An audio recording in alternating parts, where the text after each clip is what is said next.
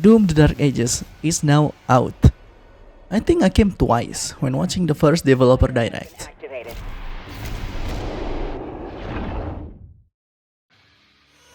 With that being said, now it's time for me to release this video.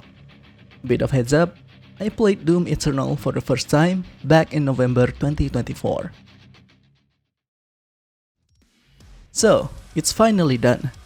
My journey of slaying all of those demons is over. Twice. Normal mode and classic extra life mode. This is my very first time playing an entry of Doom franchise actually. And boy oh boy, how naive I was when I decided to go in raw and straight up choosing nightmare difficulty, motion blur included. But damn it, it's so worth it in the end. Alright, I'm going to talk about this game from two perspective approach. One, from a player that has a very small knowledge about Doom and just playing a Doom game for the very first time. And two, from a nightmare difficulty perspective. My knowledge about Doom is Mick Gordon and his music.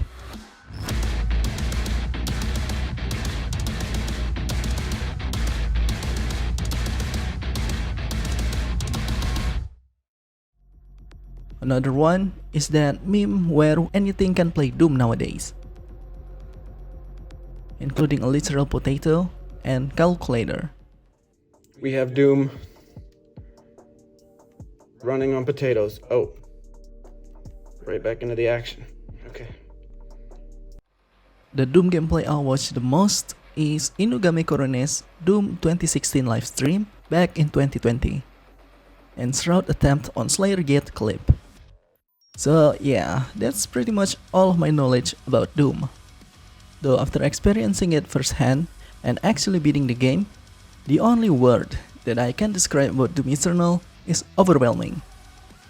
Not only by the enemies, but gameplay and mechanics as well.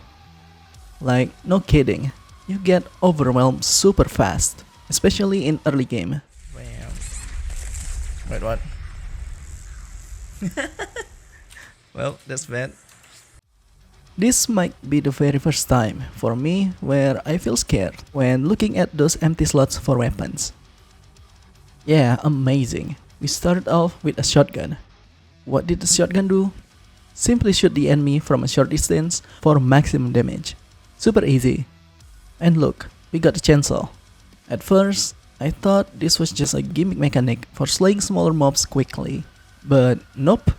Chainsaw is so important because we needed to refill our ammo constantly. Amazing, don't you think? We won't run out of ammo with this mechanic. Surely I'm going to use the chainsaw regularly then, right? Chainsaw for ammo. I gotta remember that.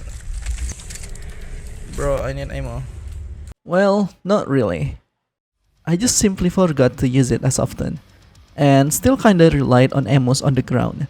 Because, again, I got overwhelmed with other mechanics. Not even 1 hour into the game. Remember the shotgun I talked about earlier? Now there are two other things you can do with your shotgun by using mods to change the shotgun gameplay. And that is a grenade launcher mode and the super fast fire rate mode. So, now I have 3 different gameplay with just a single gun. Again, this is just around 20 minutes after I started the game. That's why I'm kinda scared when looking at the weapons wheel, because I immediately assume we are going to use mods on each gun, which means we will have like more than 20 unique weapons gameplay combined. Which kinda is actually. Not to mention, the special weapons that we got later on. There are 2 of them, by the way. Yep, another gun in our arsenal that has tons of weapons already.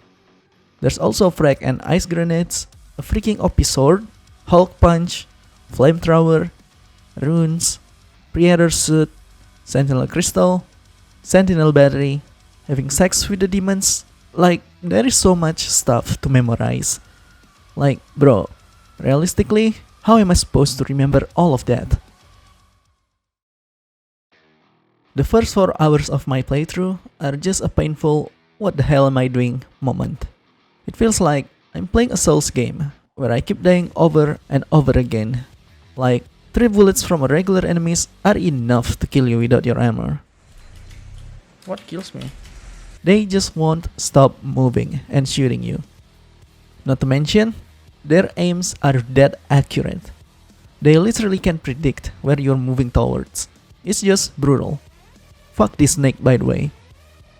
While you progress and get used to the game mechanics though, they still give you stuff to actually help you in fighting those demon hordes. For me personally, the game changer is the dash ability. Simply put, the faster you move, the harder for enemies to hit you. Kinda crazy that I just found out in Doom 2016 there is no dash ability, only double jumps. Pretty much the same with the Doom the Dark Ages. I'm pretty sure there's no dash ability in that game. But that is the beauty of this game. That's just simply me slowly learning the mechanics and gameplay loop of Doom. It's testing my perseverance and muscle memory. Like you have Margit in Elden Ring or Genichiro in Sekiro. Those bosses are the epitome of skill check, whether you can actually progress or not in that game. In Doom though, they do have those things, and it's called Slayer Gates. I mentioned before that I saw a video about Shroud attempting Slayer Gate at Nightmare difficulty. So yeah, I know that I will eventually attempt it as well, sooner or later. Low-key, I was kinda scared when I found the first Slayer Gate, because from my knowledge, this Slayer Gate thingy is the real actual challenging stuff in Doom Eternal. Heck, maybe even within Doom in general. And boy, they were actually true. My ass got slapped left, right and center in my first Slayer Gate. I spent quite a minute in that hellhole. This Slayer Gate is what makes me doubt myself that this difficulty might be too much for me. The skill issue is real. But I keep pushing, trying to learn something valuable on each death, and eventually I cleared it. There's this very weird feeling that I wanted more of it. I want more of Slayer Gates. Why? I wonder to myself. Now my eyes are open. I start using a flamethrower and chainsaw more frequently and not saving it. And also I keep pressing R because my habit of reloading in FPS games, while we don't need to do that in Doom. It's very stupid, I know. It took me a while to find the keys, but there are 6 Slayer Gates in total. I cleared all of them and got rewarded with this super strong special weapon called Unmaker. I only used it once, by the way. This weapon is strong as hell, but I don't know, I prefer BFG more. Is it worth doing all of the 6 Slayer Gates to get this weapon? No, but it's really fun inside those Slayer Gates, at least for me. I couldn't find the Arc Complex and Marscore Slayer Gate, so I looked up for the guide and cleared both of them off stream. But holy, the Arc Complex Slayer Gate is amazing. It's my favorite Slayer Gate. I love the map layout, all the bosses they tossed inside really makes it feel like I'm the Doom guy for real. I never met this big guy before, but hey, he looks really cool. Meanwhile, Marscore is my least favorite. The reason is, we have to fight this very annoying elite boss, Marauder, in that arena. Alright, strap in boys and girls, complaining time. Listen, I'm all in with fast reflex, counter-attack kinda mechanics when fighting a boss. In this case, this Marauder. We shouldn't be too close or too far with him, because he will counter us and keep doing attacks otherwise. So the only way we can kill him is we need to keep ourselves at mid-range distance with him, so we can counter-attack when he attacks us. It indicates when his eyes flashes green. I play rhythm games, okay? So I'm really confident with my reaction time. I really like this counter-attack mechanic, but the thing I really don't like about this in particular is the Marauder's inconsistency. His attack distances when we need to counter him, for example. Yeah, sure, I'm already at mid-distance with him, but pretty often he's not even attacking us. Bro just casually getting closer to me and shotgun me. And his axe laser hitbox is really weird too. Sometimes it feels like it's 100% hitting us, but turns out it doesn't, and vice versa. Also, he can summon a dog at a very random time. They can be annoying, but I don't really mind these dogs, because one shotgun shot is enough to kill them anyway. Design wise, he's hella cool. But yeah, in general, I really don't like how inconsistent he is. Another example is this bitch. This boss fight, the first phase, is amazing. I like the first phase of constant counterattack. But I really don't like the jump rope mechanics in the second phase. I don't know, it just feels goofy and janky at the same time. And also this attack that I legit thought was unavoidable. I beat him while accidentally clicking Sentinel Armor, and I don't feel any regrets because fuck his second phase, man. What Sentinel Armor does is, it basically reduces enemies' damage. And damn, their attacks immediately feel like rubber bullets to us. Though it's accidental, I used Sentinel Armor once in my first playthrough. But like I said before, I really like how most bosses and other enemies can actually predict your movement while attacking too. That makes it harder to avoid it. So it forces us to learn to not move in a single direction all the time, and I think that is pretty cool. Another thing, the collecting items animation.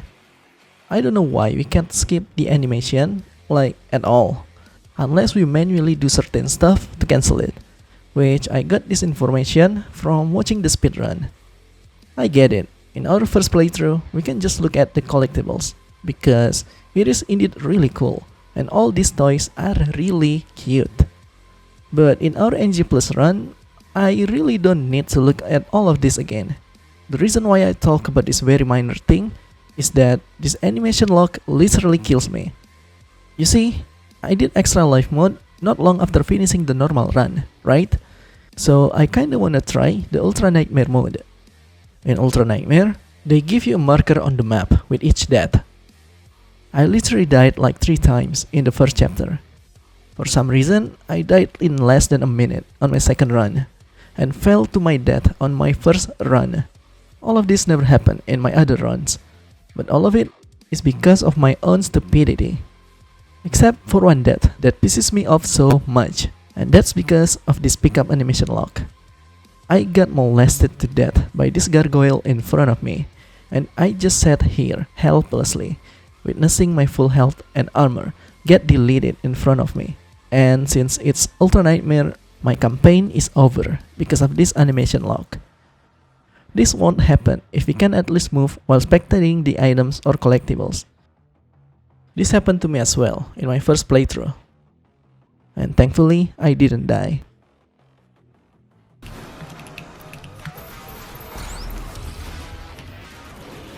No, my toy! No iframes on toy pickup? Crazy. Also, I love how we quite literally deal like 1 damage without our blood punch. I tried punching this zombie in the easiest difficulty, and it still takes a solid minute to kill him. Amazing. And the last one is kinda a minor complaint for me. It's about these orbs that randomly place in the arena throughout all stages. Unlike From Software games, where they just throw us in the battle without any explanation most of the time, I love how we get every specific tips this game gave us for every 5 seconds. Every encounter with new enemy archetypes, heck, even when we died, we got some tips. But they didn't tell us what the hell are these orbs do. Especially when I was super locked in, I didn't really pay attention to my health and the armor bar when it got completely full. Some are really straightforward though, like how our weapons get very fast fire rate all of a sudden. But yeah, I really hope they kinda give the description when we get one, so I can pick them up more effectively. Alright, enough with Karen mode. I love the enemies design in this game. There are so many variants of them. Some are cute, some are straight up terrifying. I love it. Almost all heavy enemies have their weaknesses. For example, the fat guy and the spider. They hit like a freaking isekai truck-kun. But once you destroy their weapons, it gets super easy to kill them. They can still kill us, but hey, At least we minimize our threat. There is nothing more satisfying than hearing these sounds.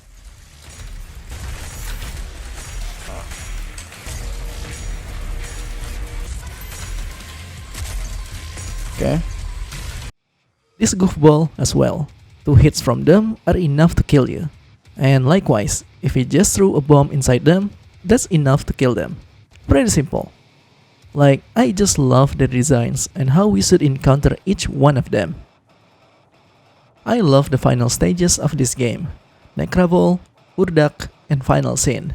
It feels like a constant Slayer gate we are doing throughout those chapters. I never get tired of it. It may also be because I am already getting used to the game as well. All those deaths, it really pays off. Not to mention, at this stage, we almost maxed out our stats. Armor, HP, ammo, weapons. It's really helped our survivability in the endgame for sure. The platforming in Doom Eternal sometimes feels floaty, but it perfectly gives that arcadey feeling. I don't really have a problem with platforming in this game.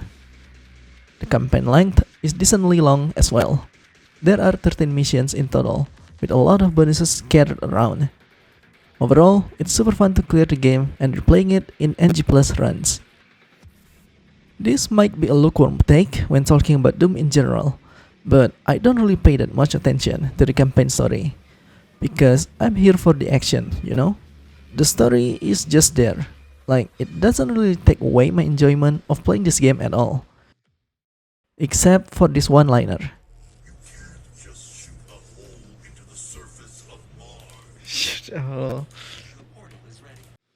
The stage puzzles are relatively super easy.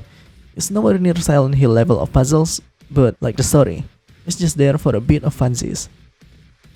Talking about our weaponry, each one of them serves different purposes.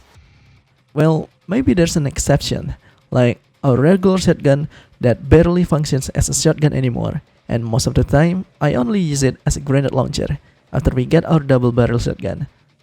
Though I really like how the rocket launcher is our regular weapon, while it can absolutely delete big heavy enemies instantly.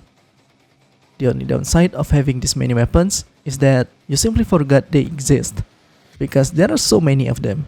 But then again, this might be because I only have so little playtime. It's all about muscle memory. One more thing, the hook on Super Shotgun is really hard to master. I can easily see why this is amazing for traversing super fast, but it took time to master the angle and everything. Kinda reminds me of Pathfinder's tactical ability on Apex Legends. The music is just amazing. I didn't even play the game yet at the time, but I know BFG Division and Rip and Tear track. Mick Gordon is just the GOAT. What else I can say about the music in this game? It's just perfection. Very fitting music while we do all of those fully packed actions in game. 10 out of 10, bangers all the way. I'm really glad that Doom Eternal is the one that took my arena shooter virginity card. I know some titles about this genre, but never really played it. Doom Eternal is all about mastery, muscle memory, reaction time, and of course, your death experience that will definitely help you in higher difficulty. I can be more confident saying that after trying the extra life mode. It took me like 6 tries until I beat it in a single run without running out of extra life. And I cannot believe myself that I actually did it. It took me 7 hours to beat it, and I'm really proud of it. The more I played it, the more I become confident of using all of my stuff in our arsenal. Like, I'm starting to kinda memorize the enemy's spawn point, especially in the first few chapters, because I repeated those chapters the most. That's why knowledge is so important. And I think that's all I want to say about Doom Eternal. God, it's such a fun ride even in Nightmare difficulty. I really mean it when I kinda regretted my decisions on going on Nightmare in the first 4 hours. But I'm really glad I kept it strong. It felt good when I killed the icon of sin. So, if I want to rate this game, I rate Doom Eternal 9 out of 10. It's simply just a perfect game for constant zooming around while shooting those mobs. Exploration feels nice, very smooth movement, tons of skins and rewards for completing various challenges, music that is constantly going crazy in the background. Though I kinda don't really have the hype with the multiplayer mode, but sure, I guess. There are a few flaws and bugs, but it's not really that game breaking. And it rarely happens. I can totally see. It's the 2020 game of The the... Last of Us Part 2.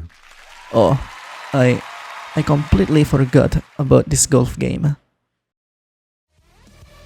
If you like fast-paced shooting games, this game is a perfect game. Yes, I know, I'm almost 5 years late, but I'm really glad I finally played this game at last. Next up, Doom 2016, and of course, Doom the Dark Ages. Well, that's it. Thanks if you watched it till this far, guys. I appreciate it. I'm really glad my first review is this amazing game and not a crappy, forgettable one. So catch you up maybe in the future livestream and see you soon.